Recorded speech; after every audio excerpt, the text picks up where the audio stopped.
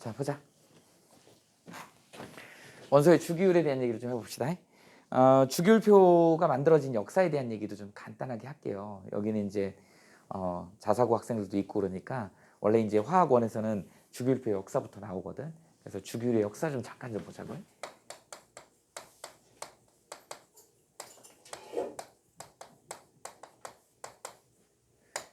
이제 과학자별로 한번 구별을 해볼게요. 먼저 첫 번째 되베라이너라고 하는 이름이 좀 어렵네요.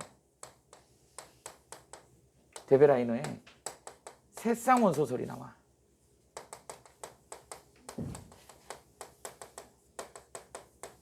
되베라이너가 주기율표라고 하는 이제 이때 구체적으로 주기율표라는 표 이름이 안 나오고 원소들을 세 개씩 묶어서 걔네들의 특성을 조사를 했다. 그랬더니 얘가 어떻더라? 뭐 칼슘하고 스트론튬하고 뭐 바리움 예를 들어서 이렇게 있다 해봅시다. 이런 애들이 있는데 얘네들이 비슷한 성향을 갖더라는 거야. 여기 센터에 있는 애가 이제 물리적인 특성들이 있잖아. 뭐 원자량이라든지 밀도라든지 뭐 녹는 점이라든지 이런 것들이 양옆에 있는 애들의 딱 중간이더라는 것이지. 그래서 평균값을 이렇게 얘기할 수 있더라라고 하는 것이죠. 두 개 더한 값이 둘로 나누면 그게 스트론튬의 값이더라라고 하는 거죠. 그래서 새쌍이 이렇게 묶여 다니더라. 새쌍. 그래서 새쌍 원소설이라는 걸 주장해서 여기에 뭐 녹는 점이라든지 밀도라든지 뭐 원자량이라든지 이런 애들이 두 개 더한 거에 반 정도 되더라라고 하는 것이죠. 이게 나중에 이제 뭘로 발전을 하냐면 이게 이제 우리 뭐라 그래요? 족으로 발전한다. 족을 한자로 이렇게 쓰거든. 결의 족자를 쓰는데 우리 영어로 뭐라 그러죠? family 이렇게 얘기를 하지. 그래서 최각 전자수가 같은 애들을 나중에 세로 줄에다 이렇게 묶어 놓은 거. 우린 그걸 뭐라 그래요? 족 같다 이렇게 얘기를 합니다. 욕이 아니야. 족이 같다 이런 뜻이야. 족이 같으면 최각 전자수가 같기 때문에 화학적 성질이 유사하다 이렇게 되는 거죠. 이게 되게 중요한 표현이야. 족이 같다. 우리 이 족이라고 하는 게 다른 표현으로 뭐라고? 원자과 전자거든. 원자과 전자의 다른 표현이 앞으로 두고두고 할 건데 최각 전자거든. 같은 말이야. 비슷한 말이라고 생각하면 돼. 완벽하게 같진 않아요. 근데 거의 비슷해. 근데 제일 바깥에 있는 전자 껍질의 전자 숫자. 우리 이걸 최각 전자 수라 그래. 화학을 한마디로 얘기하면 최각 전자의 장난이다. 뭐 이런 표현을 쓰게 되는 것이죠. 앞으로 이제 두고두고 할 거니까. 그래서 되베라이너의 새쌍 원소설. 그 다음에 두 번째 조금 시간이 지나서 이제 뉴렌즈. 뭐 영어 발음이니까 뉴렌즈라고도 하죠. 그래서 뉴렌즈라고 하는 사람이 뭐라면 옥타브설을 주장을 하죠. 이렇게 되다. 우리 옥타브, 1옥타브가 뭐죠? 도레미파솔라시도 이렇게 되잖아요. 8개, 80개를 우리는 1옥타브라고 하잖아요. 8개. 문어가 영어로 뭐죠? 옥토퍼스죠. 이렇게 돼. 8개를 의미한다. 그러다 보니까 원소가 8번째마다 주기적 성질을 갖더라라고 하는 걸 알아낸 거지. 이걸 다른 말로 뭐라 그런다? 주기적 성질을 이렇게 표현해 볼게. 규칙성이 있더라라고 하는 걸 뉴렌즈가 주장을 합니다. 이제 세 번째가 이게 이제 사실은 주기율의 시조죠. 할아버지죠. 시조세 정도 되는 자 누구냐면 멘델레프입니다.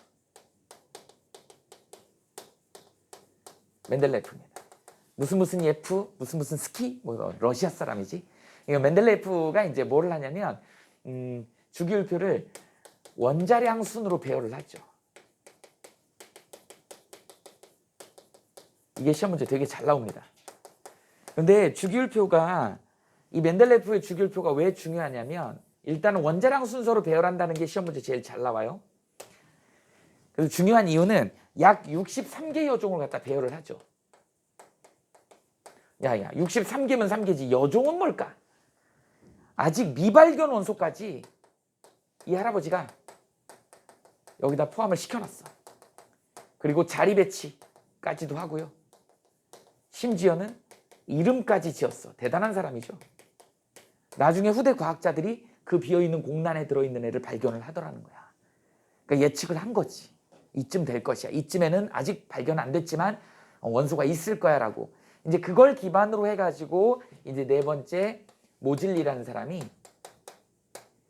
현대적 장주기형 주기율표를 만드는데 뭘로? 원자번호 순서로 배열을 하죠.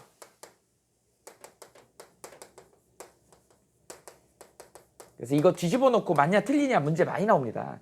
얘는 원자번호 순서로 배열을 한다. 현대적 주기율표가 이렇게 완성이 된 겁니다. 그래서 지금은 원자번호가 다른 표현으로 뭐라 그래? 우리 양성자수죠. 앞으로 이거 되게 중요합니다. 이렇게 표현이 된다.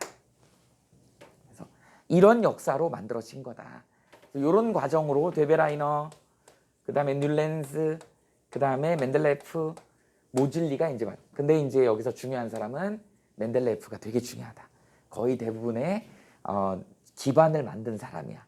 그런데 이제 배열 순서가 원재량 순이었다는 거, 원자번호로 현대처럼 바뀐 거는 모질리가 이걸 정리를 했다. 이렇게 해서 주기율표를 이제 역사를 한번 이거 한 문제 정도 나옵니다. 그래서 알아두면 돼요. 문제 풀다 보면 나오고요. 일단 우리는 이제 주기율표를 알아야 되니까.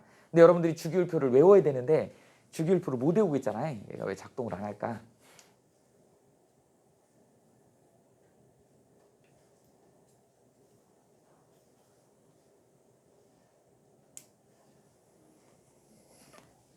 자, 주기율표를 못 외운다니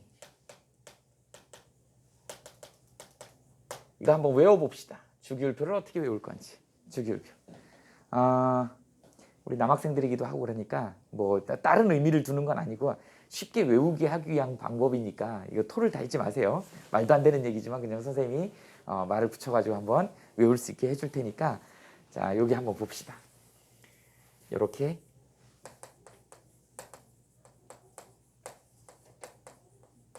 우리 옆집에 예쁜 누나가 살아요. 수엘리베라는 여자 이쁜 누나가 살아.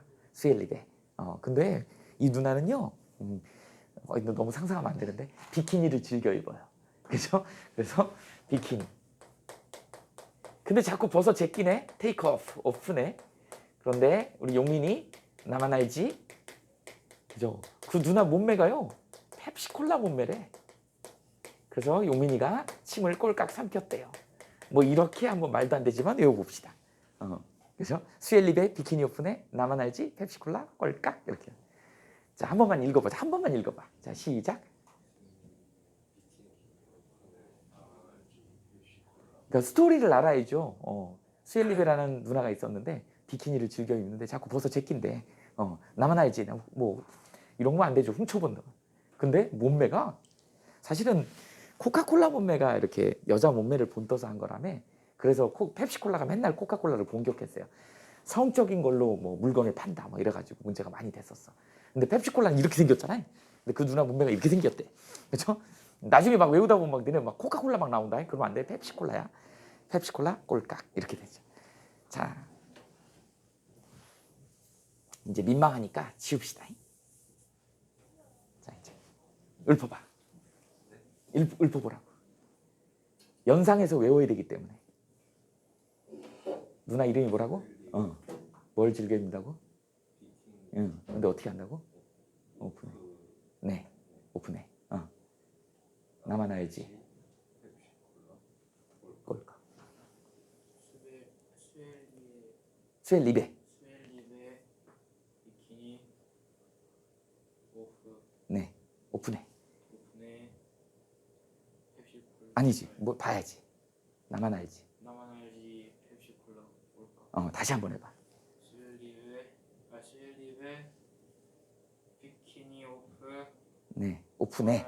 오픈해. 나만 알지 펩시콜라 뭘까? 그렇지. 해봐 한번. 유치하지만 한번 해봐. 비키니. 그렇죠. 자, 이제 여기다가 혹시 모르니까 나중에 니네가 외워서 쓰시고. 자, 이제 선생님이 요거를 8개씩 한번 분포를 해볼게. 근데 첫 줄은 2줄이야. 2개야, 2개. 그래서 봐봐. 이제 소리 나는 대로 쓸 거야. 수소야. 헬륨이야. 수헬 리베야. 이 정도는 알죠. 수헬 리베. 그 다음에 비키니야. 비키니. 그죠? 오 오프 네, 여기다 같이 씁시다. 이렇게. 자, 수헬 리베 비키니 오프네. 어떻게 돼? 나 마그네슘 알 지 펩시 콜라 이렇게 되는 거죠. 그죠? 여기 어떻게 된다? 꼴깍 이렇게 돼. 이렇게 해서 20번 외우면 앞으로 두고두고 안 잊어버릴 것이다. 이렇게 해서 20분까지 외우면 주기율표가 굉장히 쉽게 외워집니다. 자, 다시 한 번만. 자, 어떻게 된다고요? 수엘리베라는 누나가 있어요. 예쁜 누나가 있는데, 근데 이 누나는 비키니를 즐겨 입는데 자꾸 벗어 제껴요. 오픈해. 근데 그걸 훔쳐보고 있어. 나만 알지? 몸매가 무슨 몸매야? 펩시콜라 몸매예요. 어떻게 된다고요? 꼴깍 이렇게 되죠. 어쨌든 외워지면 되는 거니까 이렇게 한번 외워봅시다. 그죠? 뭐 외우는 방법은 여러 가지가 있는데 이런 방법으로도 외워보자라고 하는 거죠. 수엘립의 비키니 오픈에 나만 알지? 펩시콜라 꼴깍. 그래서 어떻게 된다? 첫 번째 줄은 이렇게 하고 나머지는 이제 8개씩이지 규칙성을 갖고 있지. 이렇게 구분을 짓는다. 그 다음에 이걸 쓰자마자 여러분들은 뭐 하면 되냐면 주기율표에서 이 H는 무조건 동그라미를 쳐줘야 돼요. 예외야. 수소는 비금속이기 때문에. 그 밑으로 있는 애들은 금속입니다. 리튬, 나트륨, 칼륨. 이게 외우긴 했지만 여기다 좀 연결해서 르비디움하고 세슘, 프란슘까지 이렇게 연결해주면 이게 1족 알칼리 금속이거든. 그 다음에 여기 칼슘, 스트론튬, 바리움 이렇게 돼 있지. 아까 어디서 봤지? 칼슘, 스트론튬, 바리움 여기 있죠? 이게 세로족, 족이라 그랬죠. 족. 그래서 얘네들을 족 같다 이렇게 얘기했다 그랬죠. 그지? 족이 같은 애들은 뭐라고요? 최외각 전자수가 같은 거야. 최외각 전자수 2개, 최외각 전자수 하나 이런. 그래서 우린 얘를 갖다 뭐라 그런다? 1족이다 이렇게 얘기해. 2족이다 이렇게 얘기해. 최외각 전자가 1개 있고 2개 있다 이런 뜻이야. 그 다음에 여기가 이제 3에서부터 12까지는 우리 책에는 있지만 우리 이제 전용 원소라 그래서 여기가 13족부터 다릅니다. 14족이고 질소는 15족이고 16족이고 17족이고 얘는 18족이고 0족이라고 한다. 이거 되게 중요합니다. 이렇게 써놓읍시다. 그 다음에 이제 여기 17족에 있는 애가 FCl, Br, I 이렇게 연결하면 되고요. 여기는 크립톤에 제논 이렇게 연결. 사실은 이 정도까지는 쓸 수 있어야 된다. 이게 주기율표야. 그러니까 아까 20번은 기본으로 알아두고 1족하고 2족은 밑으로 자 르비디움, 세슘, 프란슘 있는 거 알고 스트론튬, 바륨 있는 거 17족에 BRI 추가해주고 18족은 몰라도 되는데요. 18족은 요렇게 요거 따로 뺄 거야. 헬륨, 네온, 아르곤, 크립톤, 제논은 사실은 얘는 빼버릴 거예요. 왜 빼느냐? 화학적으로 되게 안정해. 그래서 우린 얘를 갖다 뭐라 그러냐면 비활성 기체라고 합니다. 영어로 뭐라 그러냐면 inert gas라 그래. 다른 애랑 반응하지 않는다는 뜻이야. 되게 안정한 애들이죠. 엄청 안정한 애들. 그러니까 화학적 성질에는 별로 영향을 주지 못해. 다른 애하고 반응하지 않으니까. 그래서 우린 얘를 갖다가 뭐라 그런다? 비활성 기체. 안일 B자를 쓰죠. 원래는 정확하게는 안일 불자가 맞아. 불활성 기체야. 발음이 좀 이상하죠. 그래서 안일 B자를 써서 비활성 기체라고 얘기를 하는 거야. 그래서 이거는 화학적으로 별로 중요하지 않다. 그래서 주기율표에서는 빼버린다. 나머지 가지고 이제 우리가 따지는 거야. 여기서 이제 조심해야 될 게 얘는 뭐라고요? 비금속이기 때문에 예외로 동그라미 치고 나머지는 이제 금속이죠. 나머지는 금속이니까 얘를 갖다 이렇게 네모 박스를 이렇게 만들어 보자고. 얘를 우리는 뭐라 한다? 알칼리 금속이라고 얘기를 한다. 1족은 수소를 제외한 애를 알칼리 금속. 그러니까 수소는 1족에는 포함되지만 금속은 아니기 때문에 알칼리 금속에는 포함되지 않는 거야. 구별하셔야 됩니다. 그 다음에 이제 여기가 알칼리 토금속이죠. 흙 속에 많다 그래갖고 흙토자를 써서 알칼리 토금속이라고 해요. 얘네들이 벨륨, 마그네슘, 칼슘, 스트론튬, 바리움 이렇게 얘기를 한다. 그 다음에 여기 있는 FCl, BRI 있죠? FCl, BRI 이렇게 돼 있는 거. 얘를 우리는 이제 뭐라 그런다? 할로젠이라고 한다. 통과에서는 얘네들 가지고 이제 시험 문제 나온다고요. 얘 할로젠이야. 얘네들의 특징에 대한 얘기. 이거를 정리하시면 돼요. 그래서 주기율표는 기본적으로 이렇게 되더라. 자, 요거는 이제 혹시 나중에 잊어버릴지 모르니까 노트 한 켠에다 써놓으시고 이제 주기율표를 이 기반으로 해서 만든 다음에 우리는 뭐 해야 돼? 주기적 성질에 대한 얘기를 할 거야. 주기율에 대한 얘기를 하는데 주기적 성질. 이거는 니네가 대학교 때까지 가서 써먹는 거기 때문에 지금 필기해 놓으면 화학 1에 가서도 써먹고 화학 2에 가서도 써먹고 화학 전반적인 내용인 거야. 주기율표는 화학 전반적인 내용입니다. 그래서 얘가 이제 어떤 특징을 보이냐면 얘가 아래로 내려갈수록 그 다음에 이쪽으로 갈수록 어떤 특성을 보일 것인지 그 다음에 얘는 제외시키고 얘가 위로 올라갈수록 오른쪽으로 갈수록 그 중에서 이제 1등이 누구겠어? 얘가 1등이겠지. 얘네 비활성 기체 제외해버리니까 이렇게 된다. 이 과정을 봐야 돼. 자, 세로줄은 뭐라 그랬어요? 최외각 전자수라 그랬지. 하나, 둘, 셋, 넷, 다섯, 여섯, 일곱, 여덟. 그런데 영족은 원자가 전자가 0이야. 이거 원자가 전자라고 읽는 거다. 원자가 전자가 0이야. 최외각 전자는 몇 개일까? 8이야. 그 다음에 헬륨은 예외야. 헬륨은 최외각 전자 몇 개야? 2개야. 이거 조심해야 됩니다. 나머지는 다 8개지. 8개 다 있는데 얘만 사이 없잖아. 2개야. 대신 원자가 전자는 0이지. 꽉 찼기 때문에. 그래서 꽉 찬 애들을 우리는 원자가 전자로 얘기할 때 무조건 다 0으로 얘기한다. 그러나 최외각 전자 수는 8개다. 헬륨만 2개다. 요거 묻는 게 되게 많이 나옵니다. 요런 거 정리해 두셔야 되죠. 그러면 이제 가로줄은 뭘까? 가로줄을 우리는 1주기, 여기를 2주기, 여기 3주기, 4주기, 5주기, 6주기, 7주기 이런 식으로 얘기한다. 이 주기가 의미하는 게 뭘까요? 이건 전자껍질 수야. 이렇게 되더라. 전자껍질 수. 그러다 보니까 첫 번째 전자껍질이 하나 있어. 두 번째는 전자껍질이 2개 있어. 세 번째는 전자껍질이 3개 있어. 네 번째는 전자껍질이 4개가 있는 거야. 니네가 봐도 아래로 내려갈수록 껍질이 하나씩 늘어나고 있지. 원자 반지름이 커지는 거야. 이런 특징을 보이는 게 주기율표의 특징이다. 그러면 이제 이쪽으로 내려가면 내려갈수록 어떤 일이 벌어질 건지를 봐야 되는 것이죠.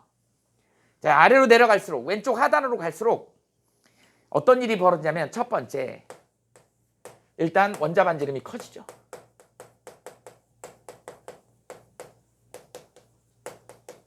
이유도 쓸 수 있어야 되지. 뭐야? 전자 껍질 수가 증가하지. 이렇게 표현할 수 있죠. 두 번째, 반응성이 커지더라.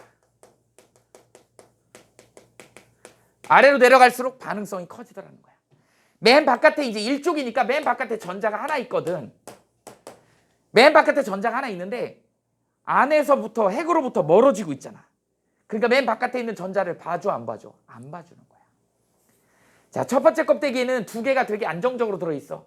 두 번째 껍데기에는 이제 어떻게 해? 혼자 있어. 그 다음에 첫 번째 껍데기 2개, 그 다음에 8개, 그 다음에 혼자 있어. 첫 번째 껍데기 2개, 두 번째 껍데기 8개, 그 다음 8개, 그 다음 혼자 있어. 이런 식이야. 그러니까 8개가 꽉 찬 바깥에 전자 하나 있는 거야. 뭐 예를 들어서 어떤 여학생이 자기 BTS 공연을 가려고 그러는데 뭐 표가 20만 원이라고 해봐. 똑같이 인터넷에 예매해서 20만 원 주고 샀단 말이지.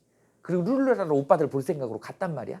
가서 봤더니 자리가 배정이 돼 있어. 요새는 뭐 인터넷으로 예약할 때도 자기 자리 이렇게 배정하더라고요. 희망 자리 뭐 이런 거. 근데 가서 보니까 거기서 자리 배치를 해주는데 얼굴을 보네?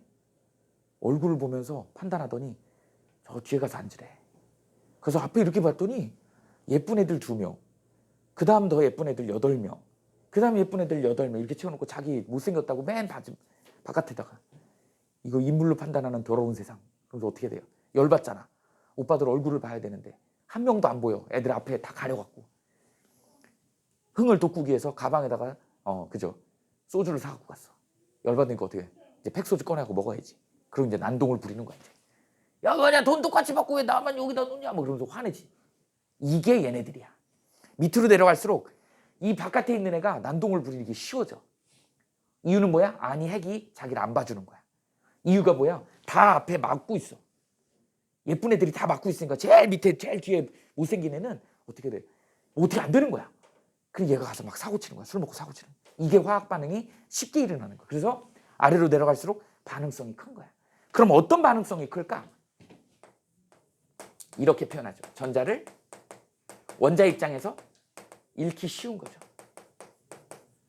우리 이렇게 전자를 잃기 쉬워, 떼어내기가 쉬운 거잖아. 전자를 잃기 쉬운 거를 우리는 뭐라 그런다? 산화가 잘 된다 이렇게. 이렇게 되는 걸 우리는 뭐가 크다라고 얘기하냐, 화학에선 전자를 잘 잃는 걸 금속성이 크다 이렇게 표현합니다. 이렇게 되면 어떻게 된다?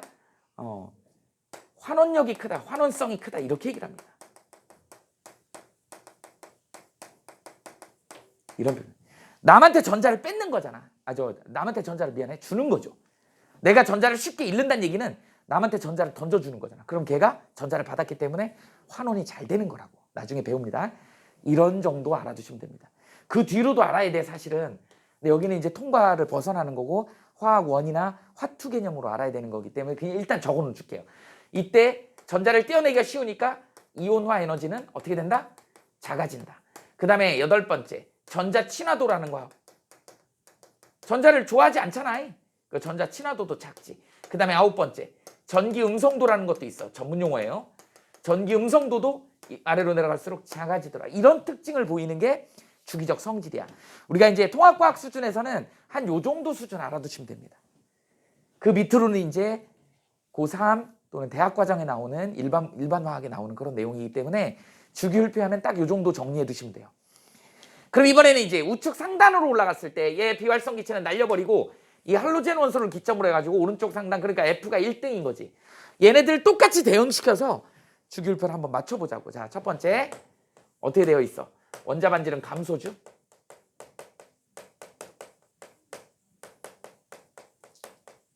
이렇게 돼.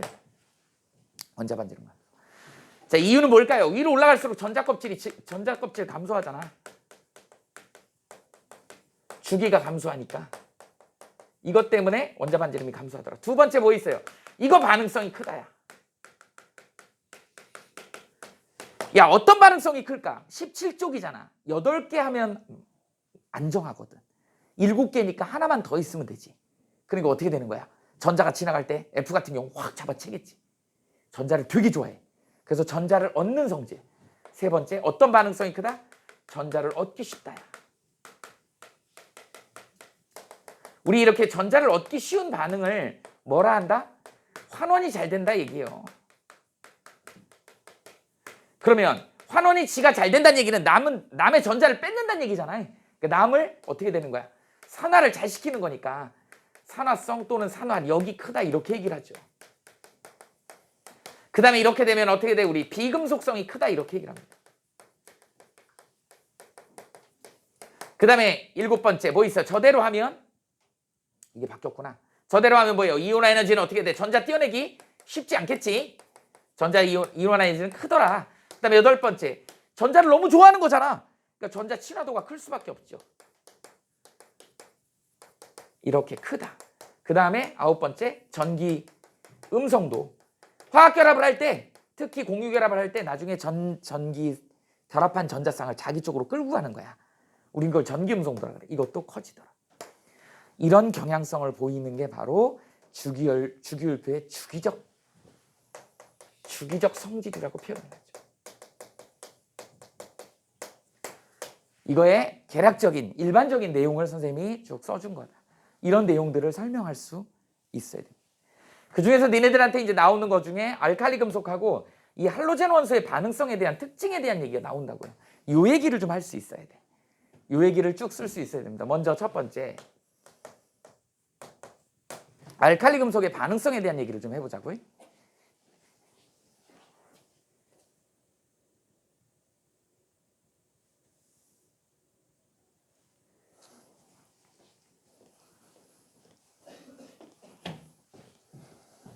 자, 알칼리 금속.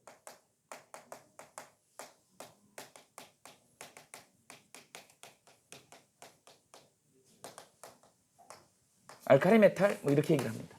알칼리 금속의 앞부분에서 했던 거 누구누구 있어요? 자, 어떻게 있어? 리튬, 그 다음에 나트륨, 그 다음에 칼륨, 르비디움, 세슘, 프란슘 이렇게 얘기한다고. 어떻게 된다 그랬어? 아래로 내려갈수록 반응성이 크다 그랬지. 이유는 뭐라고요? 얘 껍데기 2개 있고 얘 껍데기 3개 있고 얘 껍데기 4개 있고 얘는 5개 있고 뭐 이런 식인 거지. 아래로 내려갈수록 점점 커지는데 바깥에 전자가 하나 있다 그랬죠.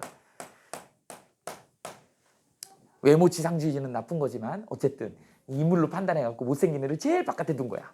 그러니까 어떻게 돼? 바깥에 있는 애가 화가 나지. 핵으로부터 멀어질수록 화가 나지. 왜? 핵이 자기를 안 봐주거든. 그러니까 얘는 딴 데 가서 막 장난치는 거야. 막 딴 데 가서 사고 치는 거야. 그러니까 어떻게 돼? 반응성이 큰 거야. 얘가 왜? 쉽게 핵으로부터 분리되기 때문에. 바깥에 있는 전자가 다른 데 가서 반응할 수 있는 여력이 많더라. 그러다 보니까 아래로 내려갈수록 뭐가 큰 거야? 반응성이 크더라. 이렇게 얘기를 할 수 있는 것이죠. 이런 특징을 보이더라. 이게 바로 알카리 금속의 특징입니다. 그 중에서 첫 번째, 어떤 특징이 있냐면 공기 중에서 쉽게 산화가 되더라는 거지. 얘가 공기 중에서 너무 반응을 잘하기 때문에 물하고 공기를 차단해야 돼. 그래서 석유 속에 보관합니다. 석유 속에서 꺼내야 돼. 그냥 손으로 꺼내면 큰일 나요. 손에 화상 입어. 핀셋으로 꺼내야 돼. 핀셋으로 꺼내서 칼로 자르면 돼. 야, 금속을 칼로 자른다? 말이 안 되지만 이건 말이 돼요. 니네 지우개 잘라봤지? 딱 그 느낌이야. 금속 덩어리를 석유 속에서 꺼내갖고 핀셋으로 잡은 다음에 딱 잡고 칼로 쓱 쓸잖아? 지우개 자르는 느낌으로 쓱 잘려요. 잘린 면이 아주 반딱반딱한 금속 광택인데 이게 산소하고 반응해서 이렇게 된다고. 반응식을 쓰면 이렇게 돼. 여기는 자르자마자 반딱반딱거리는 금속 광택이 나와. 그런데 산소와 결합해서 금세 산화된 형태가 되기 때문에 무딘 광택, 거무튀튀해져요. 금세 광택이 사라진다는 얘기는 산소하고 금방 반응해갖고 무딘 광택이 돼버린다. 공기 중에서 쉽게 산화하더라. 이렇게 쓸 수 있습니다. 자, 그 다음에 두 번째. 방금 얘기했던 무른 금속이더라. 보통 이제 무른 금속 그러면 녹는 점으로 많이 표시하는데 녹는 점이 100도씨 미만이야. 80도씨 막 이렇습니다. 그리고 쉽게 무르더라. 무르니까 어떤 문제가 생기는 거야? 지우개 자르는 느낌이야. 느낌을 써볼게요. 지우개 자르는 느낌으로 굉장히 무른 금속이 되더라. 그 다음에 세 번째. 물과 격렬히 반응하더라는 거죠. 이게 시험 문제 제일 잘 나와요. 반응식을 쓸 수 있어야 되고 누가 발생을 해? 수소기체가 발생을 하더라는 거지. 이렇게 됩니다. 자, 어떻게 된다? 얘네들을 통칭해가지고 우리 M으로 쓸 거야. 메탈이니까. 여기다가 물을 집어넣게 되면 누가 만들어지냐면 MOH가 만들어집니다. 그 다음에 누가 만들어져? 수소기체가 이렇게 나오죠. 개수를 맞추면 여기다 2 들어가고 2 들어가고 2 이렇게 들어가면 되겠네. 자, 물하고 반응시켰더니 어떻게 된다? 이게 만들어지더라. 이거 뭐예요? 염기성 물질이지. OH-가 들어있는 염기성. 얘는 뭘로 확인하냐면 니네 지시약 중에 페놀프탈레인이라는 지시약이 있어. 이걸 한 방울 떨어뜨리면 무슨 색으로 바뀐다? 붉은색으로 바뀌더라. 가스가 뽀글뽀글 나와. 이거 불 붙이면 어떻게 된다? 뻥! 우린 얘를 뭐라 그래? 지가 스스로 탄다 그래서 가연성의 수기체가 나오더라라고 하는 거죠. 이것 때문에 사실은 물에다 집어넣으면 얘가 불꽃을 퍽퍽퍽퍽 튀기는 거야. 수소 때문에. 이렇게 되죠. 그 다음에 네 번째. 밀도가 낮은 금속이야.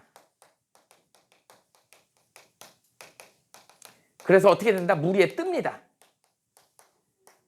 되게 중요하죠. 그래서 물 위에다 올려놓으면 뜨면서 삑 하면서 움직이면서 수소기체를 막 내면서 불꽃을 팍팍팍팍 튀긴다고. 보통 이제 나트륨이 0.98인가 그렇고 정확한 값은 아닌데 K가 0.86인가 그렇고요. 리튬이 얘가 0.56인가 그래요. 이게 밀도야. 물은 1이잖아. 그래서 밀도탑에다가 집어넣게 되면 밀도탑이라고 하는 건 이렇게 되죠. 얘가 뭐냐면 물이라고 해봅시다. 얘를 식용유라고 해볼까? 우리 물이 1.0이거든. 식용유가 6.5인가 그래요. 그러면 어떻게 되겠니? 얘네들은 어디에 떠 있겠어? 여기 사이에 떠 있겠지. 나트륨하고 칼륨은 요 사이에 떠 있는 거야. 그래서 물하고 접하니까 반응이 일어날 거야, 얘네 둘은. 근데 리튬은 여기 있겠죠? 0.65 위에 뜨겠지? 이렇게 된다. 그래서 밀도가 작은 애들은 뜰 수밖에 없는 거야. 그래서 물하고 반응하는 애는 얘네 둘밖에 없더라. 이게 밀도 때문에 그렇다. 밀도가 물보다 작기 때문에 물 위에 둥둥 뜨더라라고 하는 것이죠. 그래서 얘네 둘은 수기체를 나고 이거는 수기체 발생 안 하더라. 왜? 물을 접하지 않으니까. 이렇게 구별하시면 됩니다. 그 다음에 여섯 번째 누가 있어요? 할로젠과 격렬하게 반응하더라.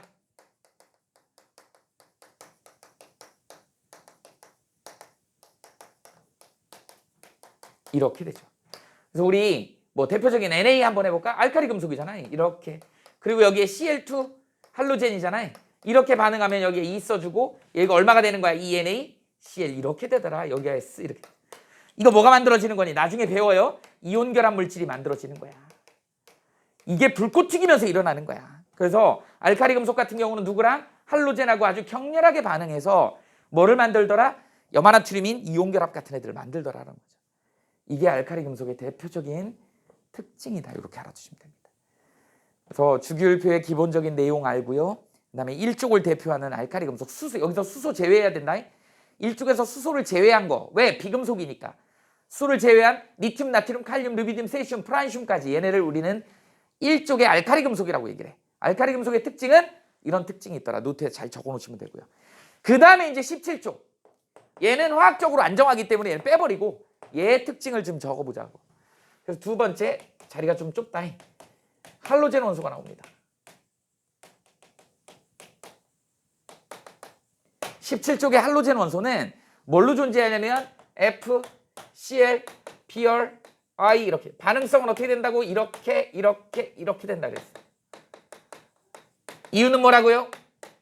전자를 얘는 17쪽이니까 제일 바깥에 7마리가 있어. 한 마리를 더 받으면 8마리가 되는 거잖아. 그러니까 지나가는 전자를 훅 잡아 끈다고. 근데 껍데기가 없으면 없을수록 많이 잘 끌겠지. 그러니까 위로 올라갈수록 반응성이 큰 거야. 그런데 얘는 7쪽이다 보니까 어떤 식으로 되어 있냐면 하나, 둘, 셋, 넷, 다섯, 여섯, 일곱이잖아. 불안정하죠. 옆에 하나를 더 두는 거야. 하나, 둘, 셋, 넷, 다섯, 여섯, 일곱 이렇게. 그러니까 얘가 8개 만족했지. 얘 8개 만족하지. 이걸 우리는 뭐라 그런다? 공유전자쌍이라 그래.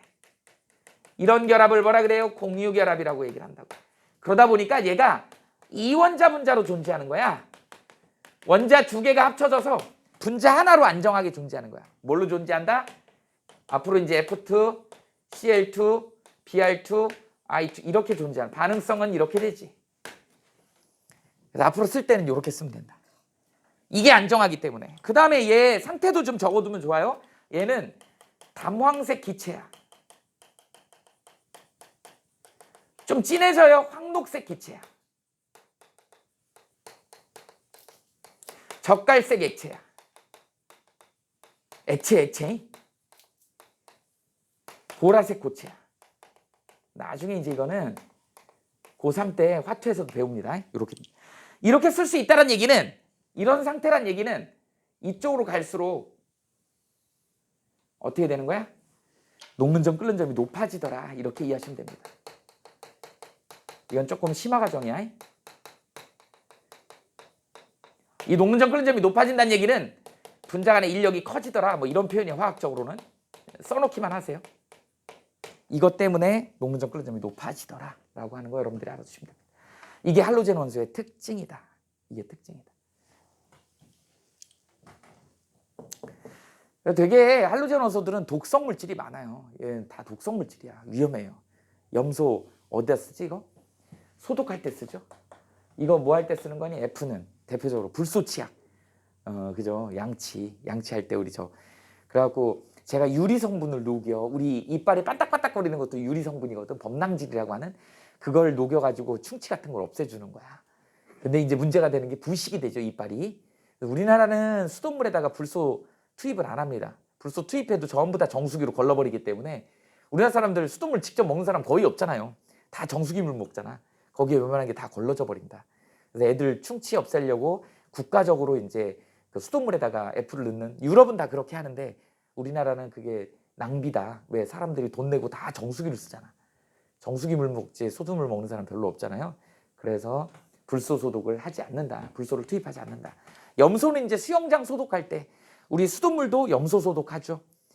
그래서 혹시라도 집에서 열대어 같은 거 키우는 사람 물 갈아줄 때 물 그냥 바로 갈아주면 안 되잖아요.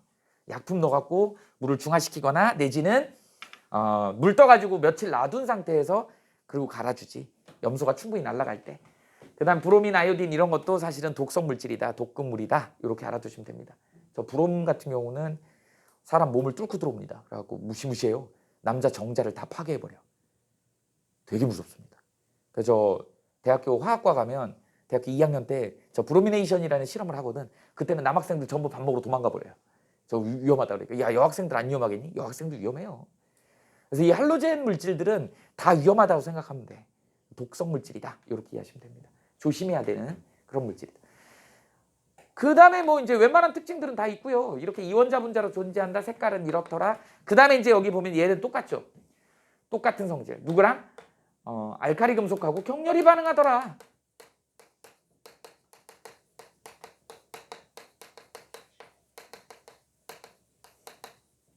거꾸로지 거꾸로. 똑같은 반응이죠. 그러니까 Cl2에다가 뭐 Li를 2개 집어넣으면 Li, Cl 이렇게 되겠지. 이게 염화리튬이라고 하는 이온결합 물질이 불꽃 튀기면서 만들어지더라. 이게 할로젠이죠. 알카리 금속이죠. 이렇게 해서 플러스 마이너스 이온결합 물질이 만들어지더라는 거지. 이런 애들의 특징을 정리하시면 됩니다. 얘네들이 다 어디에 활용되는지 이제 그런 것들이 아까 불소 취약 얘기했고요. 그 다음에 얘는 염소 소독 얘기했고요. 브로미는 이게 사진 감광하는 거 있지? 거기에 우리 그 있잖아. 뭐 영화 같은 거 보면 암실에서 사진 막 인화할 때 용액에다 막 담그면은 사진의 색깔 그림이 나오잖아요. 그때 쓰는 게 브로민이야. 그 다음에 아이오딘은 뭐예요? 옛날에는 뭐 선생님 어렸을 때 뭐 옥도전기, 약가진기 막 이렇게 빨간 약. 너네 군대 가면 배 아프다 그러면 배에다 빨간 약 발라줘요. 머리 아프다 그러면 머리에다 빨간 약 발라준다. 효과가 있어요. 왜 효과가 있을까? 너네 혹시 그래서 군대에서 힘들면 의무대를 가세요. 그래서 증상을 얘기해. 머리 아프다 그러고. 아 그러세요? 그러면서 빨간 약 발라갖고 머리를 이마에다 쭉 그어줘. 그럼 왜 나았는지 얘기해 줄까? 군대 가면 이제 쫄딱으로 들어가면 다 고참들이잖아. 사회에서는 이렇게 편하게 사는데 다 위에 고참들이니까 또 계급 사회잖아. 그러니까 뭐 자기 하고 싶은 말도 제대로 못하고 좀 위축되고 스트레스야 그게. 그러니까 밥 먹어도 소화도 잘 안 되고 화장실도